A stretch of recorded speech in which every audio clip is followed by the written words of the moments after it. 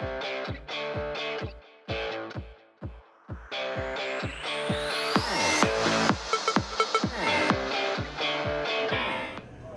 automated tests aren't enough.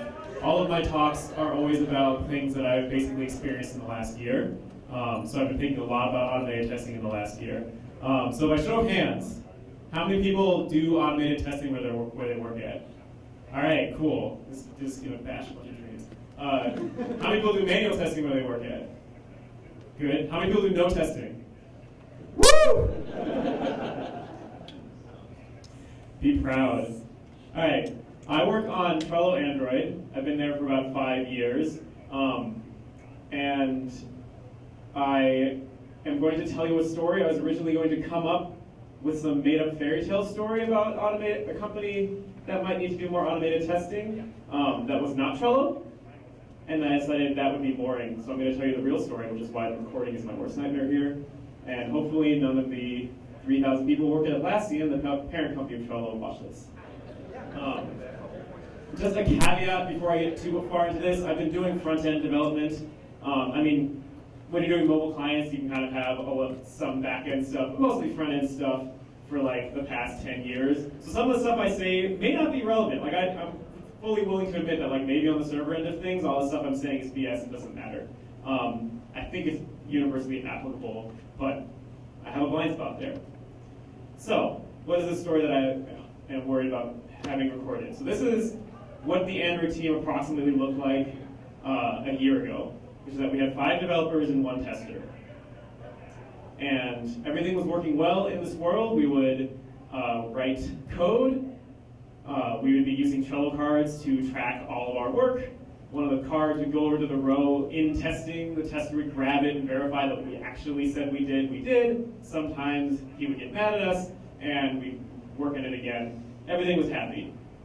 Meanwhile, in July of 2018, Atlassian had these 2 products, HipChat and Stride, and they're essentially chat apps, much like Slack. And they were looking at like, how do we make these products successful? And they ultimately decided, we are going to stop trying. And so they shut down HipChat and Stride completely, which is like a shocking move. There's so many people behind those products. They spent so much time working on it. They did such good work, and they're just like, no, we're just going to shift. And much to Atlassian's credit, they did not just show everyone the door. They really made an effort to try to find jobs for as many people as they could within other parts of Atlassian. And so there was this crazy hiring week where they flew like managers from basically every other wing within Atlassian out to the main Stride offices and had them hang out for a week, and then everyone like listed off which jobs they wanted. It was madness. I'm glad I did not have to take part in that. But the end effect for my team of 5 people and 1 tester is that we, within 1 week, became 10 people and 1 tester. Stride, for the most part, did not have manual testers. So there were no manual testers to nab from this, but now there were 5 more developers. And we were sort of teetering on the edge with 5 developers and 1 tester. Things would sort of get behind. With 10 developers and 1 tester, our current process was not going to work at all. It wasn't a big deal at first, because obviously you're onboarding 5 people, and onboarding takes a long time. I remember my first job. I was about 9 months into my first job. I was having lunch with my coworkers, and one of them made some offhand comment about like, oh geez, is so-and-so, doing this thing at 1 year, not me. Someone else doing this thing at 1 year. It takes you like at least 15 months to even be productive on this piece of software that's been around for 15 years. And he looks over at me and Dan, sorry, I didn't mean to insult you. I was like, oh no, thank God someone said that. Because I felt like I've done fuck all for the past 9 months. So the question became, how can we get by with fewer testers? Because we have 1 tester and 10 developers. The other side effect, by the way, of getting 5 people is that they're not going to let you hire anyone more. Because it's like, the financial year for Atlassian starts in July. We got 5 people all of a sudden. They're like, you're good. You got 5 developers. That's the end of the story. So how can we get by with fewer testers? one of the answers would be automation, theoretically. Meanwhile, a project came up that was kind of perfect to test this plan on. Like, how maybe we can increase automation, maybe that increased automation can save us. And on Trello, you can use Markdown in any of the card descriptions. And we parse that Markdown and we display it. Our original Markdown parser was this library called Bypass, and it got the job done, sort of. And I say sort of because it had a whole shit ton of bugs in it. I had this list called the Gauntlet, which was just like 15 or so critical level bugs that I could not fix due to the way it was architected. And like my favorite one being that there was a string of Russian text that someone sent into us once that just crashed the app if you ever saw it. There's all these problems with it. We've been wanting to rewrite it for years, and we finally found some time to sit down and rewrite it. And so that's what we did. Part of the reason this became a feasible project was because we discovered that Atlassian had written a library called CommonMark Java, and that would take the Markdown and parse it into an abstract syntax tree. And then our project would be essentially turning that abstract syntax tree into something that Android could interpret. Because it comes built in with Markdown straight to HTML, but HTML doesn't really work in Android as well. So let's rewrite this thing. And this project really had everything going for it in terms of automating. First of all, it's based on CommonMark, which has a really well-defined specification. Like the whole part of CommonMark was that Gruber, when he originally wrote Markdown, just put up like a 3-page HTML thing and was like, this is approximately how it works. And that's like totally fine for a hand-wavy thing that like he uses to run his own personal blog. But it turns out to be really problematic when you have like 50,000 different Markdown parsers out there because you didn't really define the spec that well. So CommonMark's got specs that you can actually program to and lots of very good documentation. Markdown parsing is a project which lends itself incredibly well to testing. Because it's basically like take an input string. Oh shoot, did I just step on something bad? Yeah, there we go. It's basically take an input stream, read it, output some new text. Like this is every job interview you've ever been in, is string manipulation. It is so easy to test string manipulation because you know what the outcome string should be. And on top of that, there was a fair amount of domain experience because I've been wrestling with the old Markdown parser for approximately 4 years before I started this project. I knew a lot about how Markdown worked. So, of course, there were no bugs, right? Who thinks I wrote 0 bugs in this project? Thank you. No, there were tons of bugs. So, automated tests weren't enough based on a true story. My story.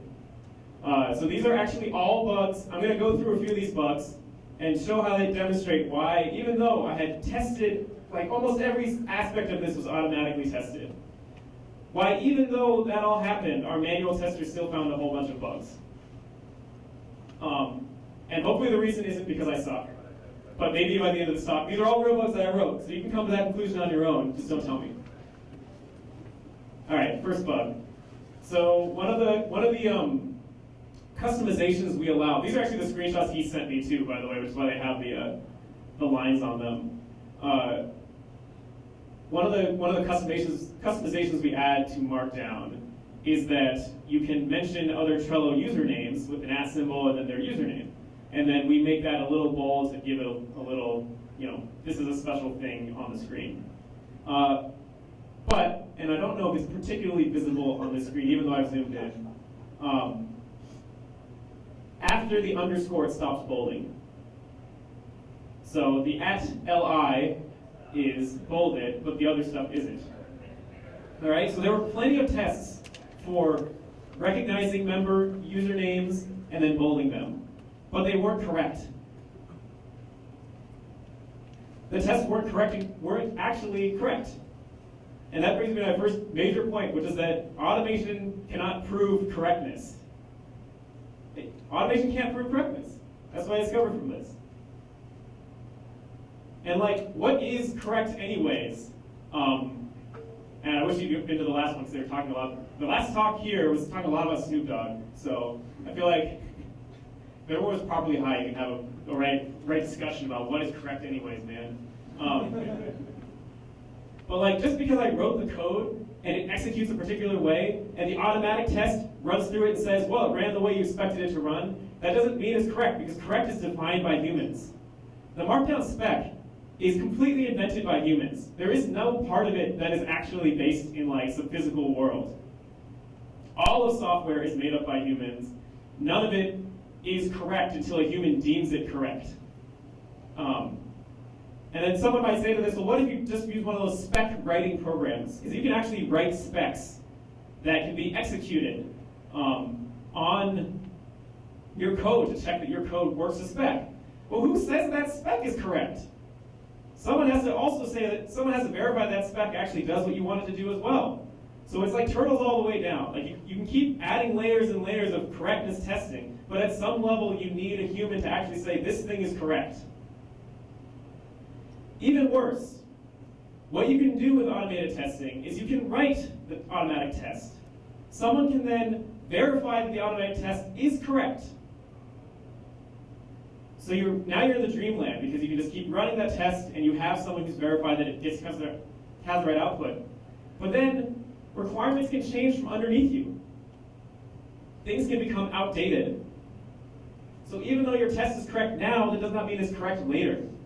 So for example, on Trello, we had you used to be able to subscribe to cards. Now you can watch cards. It's the exact same thing, they just changed the label.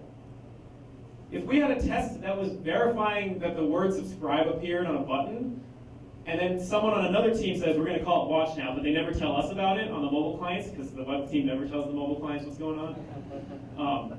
I hate this reporting, by the way. No one knows. I'm joking. Somewhat. If they didn't tell us that, and we had this automatic test that looks for the button subscribe, we're wrong.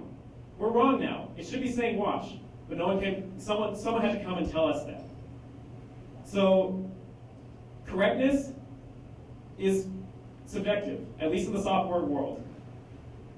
And subjective means you have to have humans, because computers can't do this yet. As far as I know, machine learning hasn't gotten to the point where it can tell what correct is. All right, second thing that came up. So in Markdown, you can actually insert images, which is, in my mind, the most stressful part of Markdown, because it's the #1 source of all of the bugs. And so when an image doesn't load, we need to have some sort of backup solution.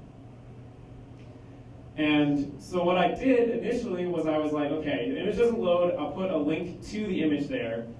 Because in Markdown, an image is approximately supposed to be like an image tag in HTML. But on Android, like, what is the image tag anyways? There's no image tag on Android. So you kind of have to come up with your own rules in some way. So my rules I came up with is it'll be a link to that URL in case you want to try to figure out why it went wrong. And then we'll also display the URL. And then we'll also have this gray background. No one told me to do any of this. I just did it all on my own. And my tester looked at this, and he said, is that thing supposed to be gray? It looks really weird. Like, to go back, like, this is the context it's on. It looks really weird having that gray on that screen. Like, it's just kind of ugly. And so that gets me to my second point. I agree with it. It looked ugly, we got rid of the gray background. So there are tons of tests. The test confirmed the background was gray, but it did not confirm that it was ugly. I could not write an automatic test to tell me that this gray background sucked. So that's my second point. So automation cannot prove goodness. Goodness is also subjective, and it's so depends on the person. Correctness, at least maybe you can get a couple people to agree on whether something is correct. Whether something is good is very hard to get multiple people to agree on, which is why you can sometimes end up sending the same UI to the tester and they say it's fine, and the designer says, no, I want you to move the button. And then when it goes back to the tester, they say, oh, it looks ugly now, and you just end up with a fight. Like, between 3 people, you can end up not, which is why most of the times I throw up my hand and say, like, I'll just do whatever the last person who told me to do. I'll just do that. So automation can't prove goodness. There are so many examples, limitless examples of bad things, of bad design out there. This was one that showed up on Reddit like a week ago. I thought was hilarious. This is in an airport. The sign up above has the opposite switch as the one below. And they said they just spent like an hour sitting there watching people walk into the wrong dressing room. And I don't think they were saying that from like a socio-political, like, right and wrong restroom sort of thing. I think it was people unintentionally walking to the one they did not intend to walk into. Translations, that's an easy one to get wrong. I don't know most other languages. I know like a big amount of French, and I know English. So, like, translations can be readable. You can get what this is trying to tell you, but it's not good. Like, it's bad English. And I'm not limiting myself just to UI. APIs can be awful. Who here has worked with a horrible API that they hate? All right, so about 24 people work with SOAP. It can, APIs need some love too. Or like you can have code that returns a good answer, but it takes too long. Like you can have really janky performance. And yes, you can add tests. You can add automatic tests that test for performance. That's great. But be honest with yourself. Like how often have you actually done that? Like sitting down and written an automatic test that has like a timer on it that's like this test must run within like 5 milliseconds or it's no good. So goodness is subjective. Subjective depends on humans. All right, the third bug I wrote. I have about 3 more dozen of these bugs to go through. No, I don't.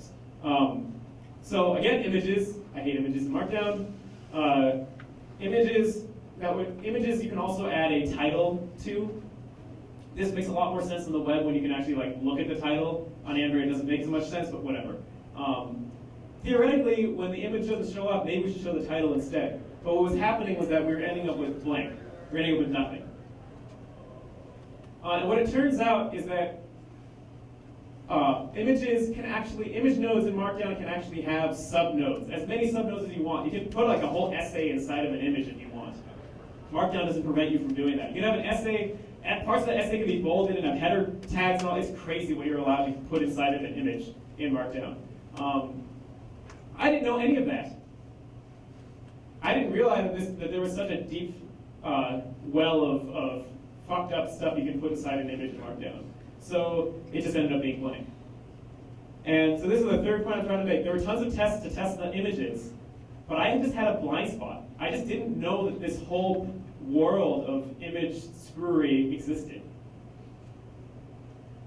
Similarly, we also added an extension which parses phone numbers. That's a useful thing to have on mobile.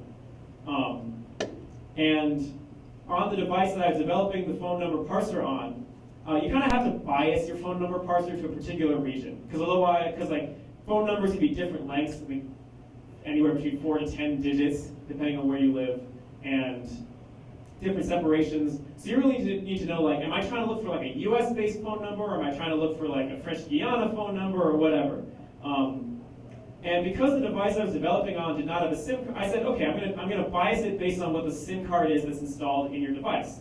Makes a lot of sense. SIM card determines generally who you're gonna be able to call. And the device I tested on did not have a SIM card in it because it was just like a simple, like I purposely developed on like a pretty old shitty phone. And so all of my automatic tests were for the international numbers format. It was not biased towards anything in particular. And so I wrote all my tests towards that too. And again, like this is fine. All the tests were correct. But then when the tester plugged it in with the actual phone with his actual US SIM card, he's like, basically none of the numbers are registering. And so the problem here is that there were plenty of tests, and it only worked on my device. It didn't actually work on someone else's device. And so what do both of these get to is that automation can't prove coverage. It can't prove that you actually covered everything that you intended to cover within a particular project. And I want to distinguish between correctness and coverage. Like, all the tests were valid here. The tests were fine. I didn't have to go back and fix the tests. I just didn't test nearly enough. I missed some of the requirements. One of the possible solutions to this is to do like randomized testing. It's like in Android, there's like a monkey tester you can run that just randomly presses buttons everywhere. But while that will exercise a lot of your code, it it's not smart enough to tell you where it got to places that you weren't expecting.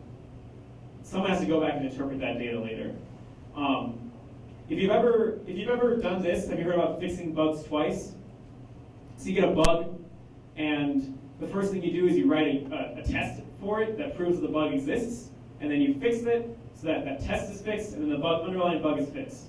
So that's a really good strategy, because then, okay, I both fixed the bug and I have some amount of assurance that it probably won't be coming back again. But that alone proves that you didn't have enough coverage originally in your automated test, if you've ever done this. And I do this all the time.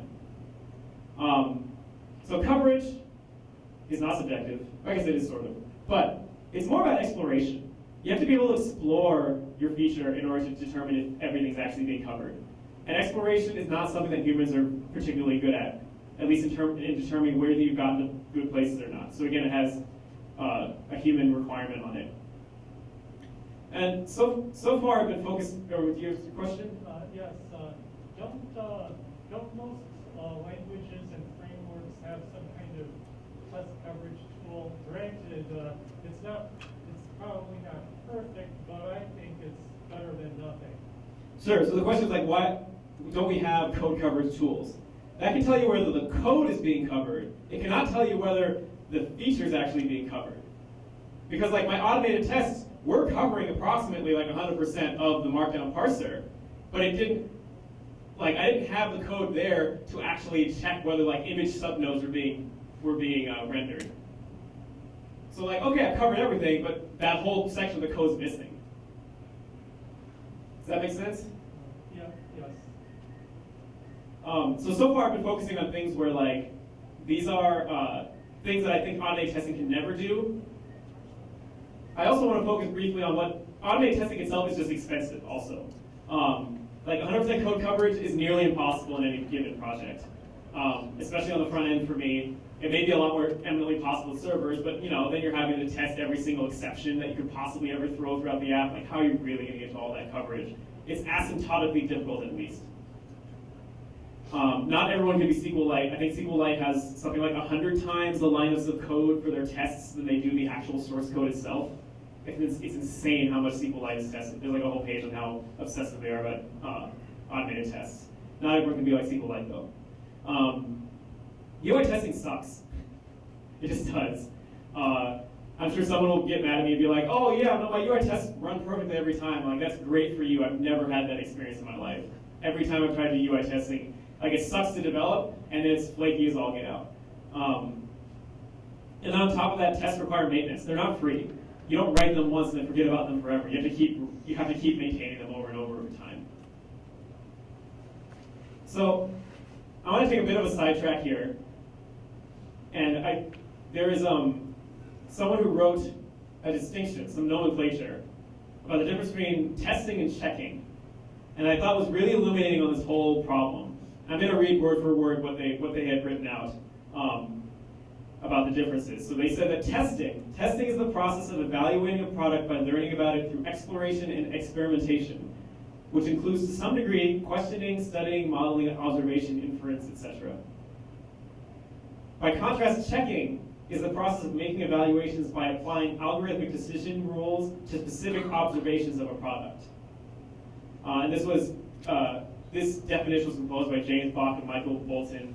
They go into more detail on that blog. In general, I really like what they wrote online about manual testing. They're very pro-manual testing people. And I think this is great because it really gets at what's the difference here, which is that testing can only be done by humans, really. It has all these aspects to it that only humans can do.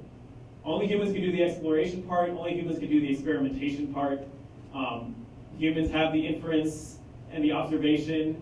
They can question things. They can go into the app and be like, wait, is this actually any good? So testing encompasses checking, but not vice versa. So it's easy to get the two conflated. Testing can exist without checking. You can have nothing but people doing testing. You don't actually have to have the automated checks. You can have humans do checks. You can have humans run through a checklist and go one by one and try to do things. They will tend to get bored and make mistakes compared to computers, but you can do that. And this is really, I think, this is the distinction of like this whole talk essentially, is that testing is something that only humans can do. checking is what automation does. And I was tempted to go through this whole talk talking about automated checks, but no one besides this blog calls it that, so I didn't want to alienate everyone. But that's essentially what I've been talking about: automated checks versus manual testing. So, we're about midway through this talk. You may be surprised to learn I love automation. Even through all of this, I still love it. Once the Markdown implementation that I'd done was verified by people, that's great. It's really easy for me to make future changes. If I want to, I worked with the person who had written Common Mark Java to improve parser speeds. So he was working on the parsing side and increasing that. And you want to make sure that after he's done with the parser that it hasn't messed up any of our output. We have all these tests. That's fantastic. So I love automated testing. It helps you sleep at night. But I also love manual testing. And I think that's what I really got out of this, is that you need a balance of both. And they each have their strengths and weaknesses. And that's sort of I've grown to appreciate them in a much deeper way than I ever have before. So I want to go over some of their strengths and weaknesses and when you would use one versus the other. This is not meant to be an exhaustive list. This is kind of just the list I came up with for this talk. Please don't get mad at me later if you're like, my favorite reason for manual testing is not here. But all the strengths of manual testing are basically the weaknesses I went over of automated checks so far. It is exploratory. Someone can be trying to study a particular bug and come across a completely unrelated bug that it turns out was way more important than the thing they were looking into. Unbelievably useful. You can actually test correctness with manual testing, because a human can look at that and say, that actually is what we were expecting to have happen. You can test that something's good. They can tell you whether your UI sucks.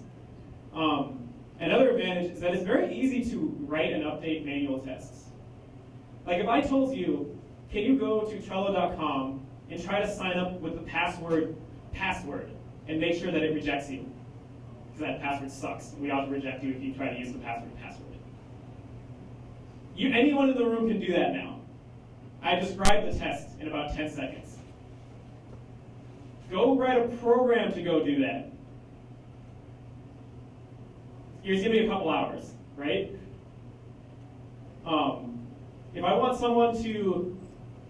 want to update the test and say actually, I also want you to check that password 1 doesn't work either. Very easy to just tell someone that. Obviously, if you have thousands, it's not. I'm not saying that you should have thousands of tests and that you should just update them by recording yourself talking to the tester and stuff like that.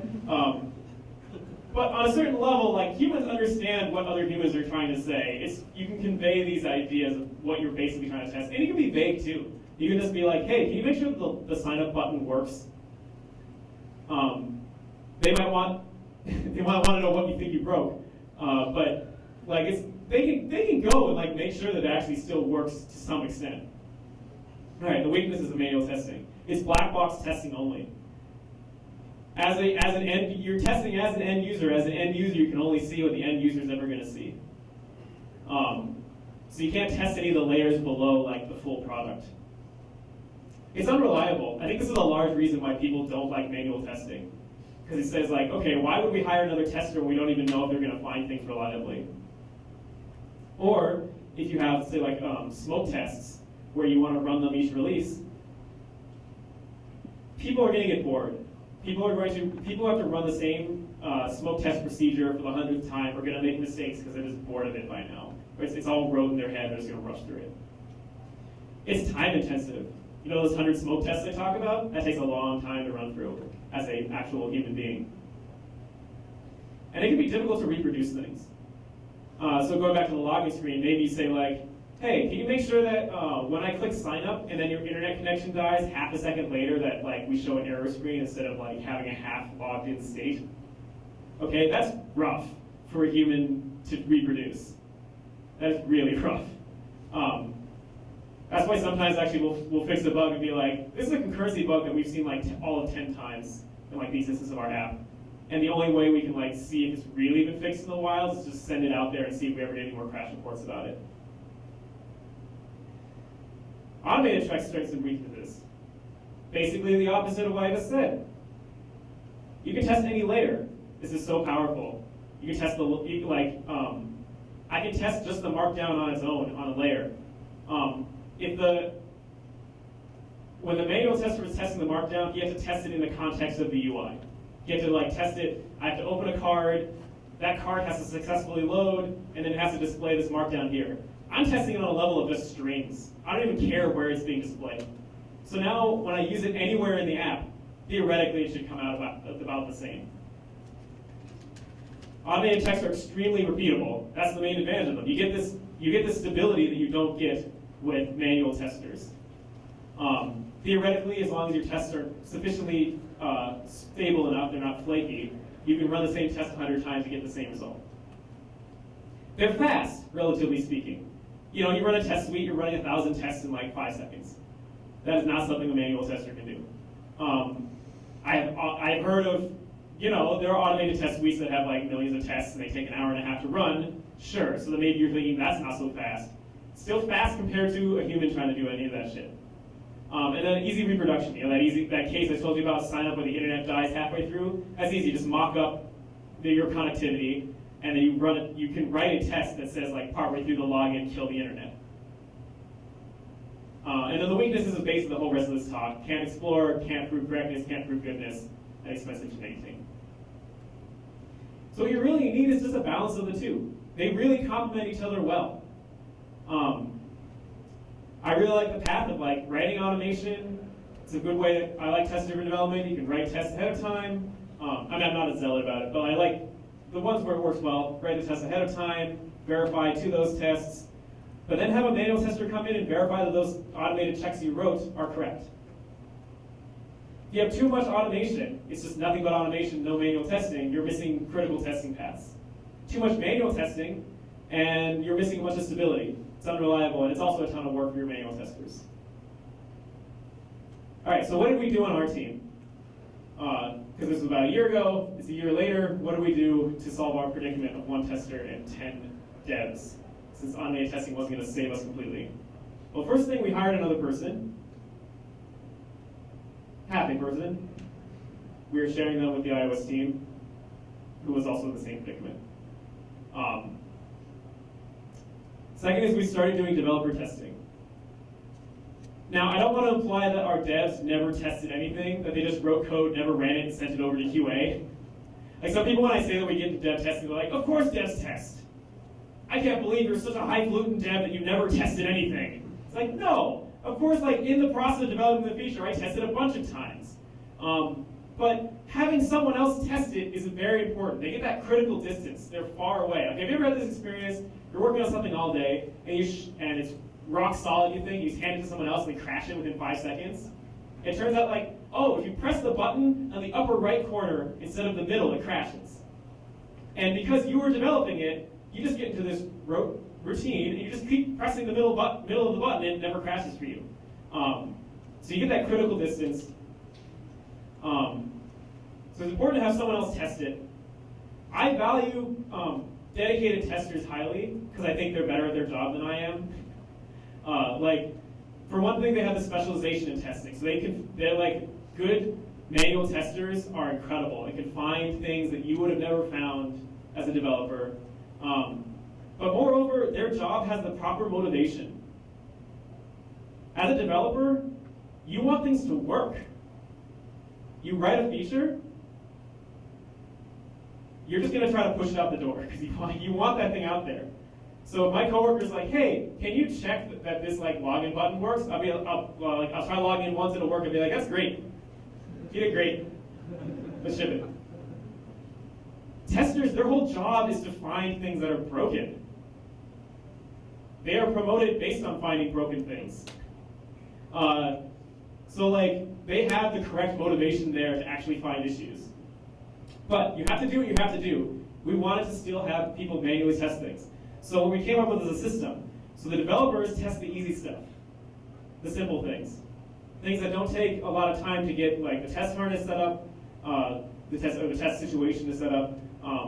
Things where generally you don't need to test it on multiple devices, because on Android, one common problem is you have to test things across multiple operating systems, multiple sizes. Things where it doesn't seem like that's going to be the case. So the developers test that stuff, and then to the actual dedicated testers, we leave the complicated stuff that we're not good at.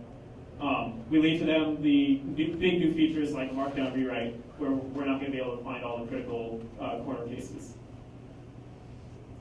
We focus a lot more on augmenting our manual testers. So we give them a lot more tools now than we used to. Before, when the manual testers would ask for some particular tool that might save them a couple minutes every day, we'd be like, oh, we'll find some place to work on it now. Whereas now it's like, that's priority number one. If there's anything that can save any amount of your time of your day, we'll write that tool for you. Like, you need something to make it easier to like install an app on 5 different phones at once, done. Like, we'll make it. And on top of that, we've kind of increased collaboration with them too, in that the earlier you can catch things, the much better off you are. There's some like hands-on workshop that I heard about once where like you're building paper airplanes, but like, you know, at the end someone judges 50% of them to be broken, and then you add various things to your process. So like you can roll a dice and check whether things are going to be broken, you know, midway through the process or whatever, and like which saves you the most time. And then the spoiler alert on this whole exercise is that like, hey, if you're given the ability to tell whether something's going to be broken at the start of the process rather than the end, that's like the #1 way to save time, because then you cut out the whole rest of the process. So like we have test kickoffs now, where we sit like before some big feature, we'll sit down, we'll test, we'll talk through the whole feature with them, and they can help find holes. They can also develop specs ahead of time for like what they're going to test. It helps them prepare for the coming problem. We do test blitzes, where they will come up with like, hey, here's like 100 things I want to test, and then as a whole dev team, we'll just sit down and we'll test it all together. That's especially good for situations where like we want to test what happens when like 10 people are concurrently banging on this one feature at a time. All of that was all with manual testing. I'm also working on improving our automation architecture. Because I still do like our automation. The more of the app that's automated, the less that we have to keep re-verifying over and over again with manual tests. So the first thing I'm doing is I'm trying to make sure that the app, it's very easy to write tests. You can certainly architect your app to make it incredibly hard to write any test whatsoever. In fact, one of the big benefits of automated tests, which I didn't list earlier, is that it forces you to architect your application in a testable way, which, at least from my perspective, makes your app better. Like I've never re-architected for testing and felt like, oh no, it's made my app a kludgy mess. It's always made things much cleaner and much more separated. So there are parts of our code base which are horrifying to write tests for, trying to work on moving those towards something that's easier to automate. And then also be able to handle everything. So I mentioned earlier how much I hate UI testing, so I've kind of avoided that for the most part. Trying to get more into that. Trying to be able to handle every layer of the app. We have a lot of tests on the lower end layers of our app, not so many on the higher end layers. Try to make it so that we can test every layer. Again, that'll just help us on our stability. All right, that's all I got. Let's picture my cat, because I never know how to end, my 2 cats, because I never know how to end a talk. So, that's it.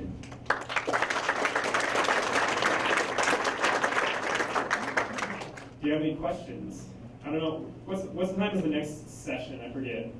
11:15. We got time for questions. Do you use Device Lab or anything like that? Yeah, we use, so Android developer, we use Firebase Test Lab. Just because it's really easy to like send tests to them. Like, many years ago what we had was we were running CI on our own, and with Android, the real difficulty with CI is getting that actual device to test on. And so what we had done is, because we're running our own CI server, we just had an emulator open at all times on our CI servers. And then at some point, we joined this public company called Atlassian. It turns out they're a publicly traded company, and they have certain security procedures against like running your own CI server like that, because that's a little bit of a security problem. So we have to run everything automatically, which means we have to spin up our own emulator in tests. And if anyone's ever tried to do that before, you'll know why we tried not to do that. Because like, there's so many bugs that are involved with just trying to spin up an Android emulator in an automated fashion. That's flaky. So that's why we're using Firebase Test Lab, because it's really easy just to shoot them over an APK and be like, here, test these things for us, and they send it back. And they're not 100% accurate, but they flake out way less than anything we've come up with. Anything else?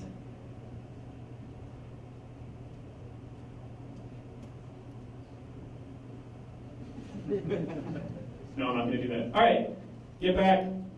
We can break the cycle of everything being late here. Have a good day, everyone.